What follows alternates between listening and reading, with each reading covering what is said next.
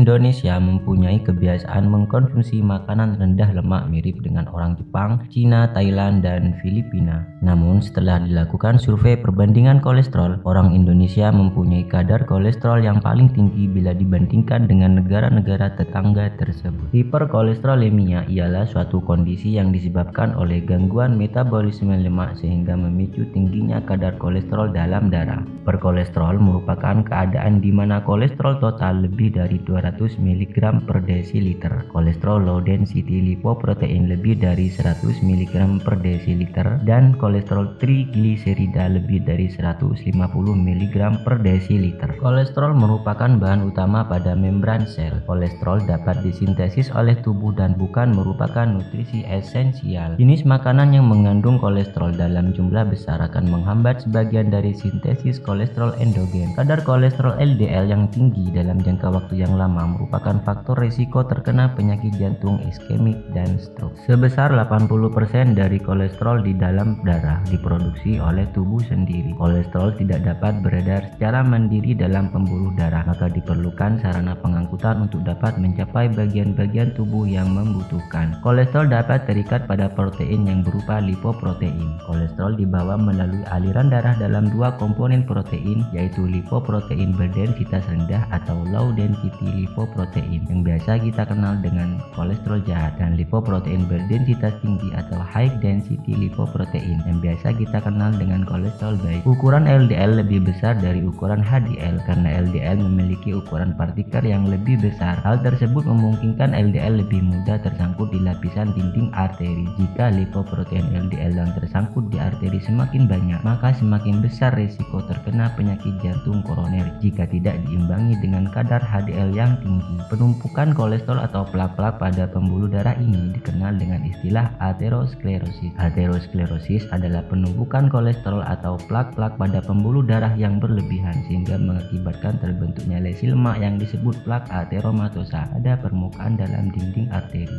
Arteri yang mengalami aterosklerosis kehilangan sebagian besar distensibilitasnya dan dapat menyebabkan pembuluh darah menjadi mudah robek pada tempat penonjolan plak ke dalam aliran darah. Permukaan plak yang kasar dapat menyebabkan terbentuk bekuan darah akibat trombus atau embolus sehingga dapat menyumbat aliran darah di dalam arteri yang lama-kelamaan akan mengakibatkan pembuluh darah tersebut pecah. Penata laksanaan kolesterol bisa dilakukan dengan terapi farmakologi dan non-farmakologi. Terapi farmakologi yang biasa digunakan adalah jenis statin seperti atorvastatin, fluvastatin, lovastatin, pravastatin, rosuvastatin, dan simvastatin. Prinsip kerja obat ini dalam menurunkan lemak adalah dengan mengurangi sintesis LDL dan meningkatkan katabolisme LDL mediasi melalui reseptor LDL. Efek samping penggunaan obat ini adalah gangguan saluran cerna, miopati, dan gangguan hati. Selain metode farmakologis, upaya untuk menurunkan kadar kolesterol total dalam aliran darah adalah digunakannya terapi non-farmakologis. Terapi bekam basah merupakan salah satu jenis terapi non-farmakologis yang sudah digunakan selama ratusan tahun untuk mengeluarkan zat-zat toksis dari aliran darah. Terapi bekam basah mampu mengeluarkan zat toksik termasuk kolesterol yang tidak diekskresikan oleh tubuh melalui permukaan kulit dengan melukai kulit dan penghisapan. Terapi bekam juga memberikan efek relaksasi dan pelebaran pada pembuluh darah sehingga bisa melancarkan peredaran darah. Sayatan atau tusukan di kulit pada saat pembekaman akan menyebabkan kulit dan jaringan di bawah kulit terjadi kerusakan mast sel. Akibat kerusakan ini akan dilepaskan beberapa zat seperti serotonin, histamin, bradikinin, dan reaktin substan. Zat-zat ini menyebabkan terjadinya dilatasi kapiler dan arteriol pada daerah yang dibekam. Dilatasi kapiler juga dapat terjadi di tempat yang jauh dari pembekaman. Ini menyebabkan terjadinya perbaikan mikrosirkulasi pembuluh darah. Akibatnya akan timbul reaksi relaksasi otot-otot yang kaku serta vasodilatasi. Yang terpenting adalah dilepaskan kortikotropin relaxing faktor serta relaxing faktor lainnya oleh adenohypophysis. CRF selanjutnya akan menyebabkan terbentuknya ACTH, kortikotropin, dan kortikosteroid. Kortikosteroid ini mempunyai efek penyembuhan serta menstabilkan permeabilitas sel. Profesor Kosari, profesor bidang patologi Tehran University of Medical Science Iran, mengatakan bahwa bekam dapat menurunkan kadar kolesterol total sampai tingkat 7% dan meningkatkan kolesterol baik sebanyak 3%. 3 orang dosen Fakultas Keperawatan Universitas Airlangga Surabaya menguji coba bekam basah terhadap 20 responden penderita hiperkolesterolemia di wilayah kerja Puskesmas Alun-Alun Gresik. Penelitian tersebut menghasilkan temuan bahwa terapi bekam basah dapat menurunkan kadar kolesterol sebanyak 30,78